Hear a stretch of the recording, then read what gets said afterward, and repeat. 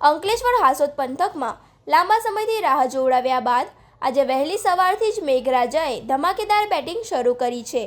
સમગ્ર પંથકમાં ધોધમાર વરસાદ વરસતા વાતાવરણમાં અચાનક પલટો આવ્યો હતો અને ઠંડક પ્રસરી ગઈ હતી. આ સાથે જ લોકોને અસહ્ય ગરમી અને બફારામાંથી મોટી રાહત મળી છે. લાંબા સમયથી પૂરતો વરસાદ ન વરસવાના કારણે ધરતીપુત્રો ચિંતિત બન્યા હતા અને ખેતીકામ અટવાયું હતું.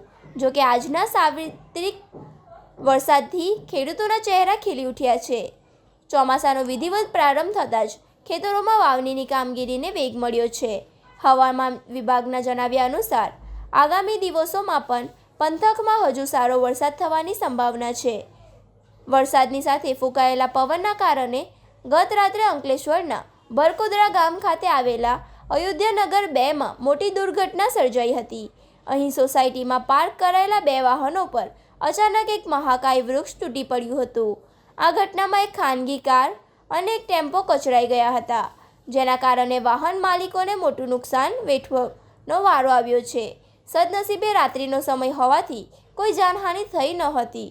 જૂના નેશનલ હાઈવે નંબર 8 પર યોગ્ય ડ્રેનેજ કે પાણીના નિકાલની વ્યવસ્થા ન હોવાના કારણે તંત્રની બેદરકારી પર ફરી સપાટી આવી છે.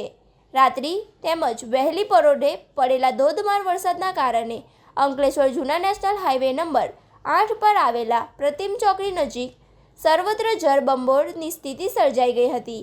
પાણીના નિકાલની યોગ્ય વ્યવસ્થા ન હોવાના કારણે હાઈવેની બંને તરફ રોડ સાઇડ પર ઘૂંટણસમાં પાણી ભરાઈ ગયા હતા.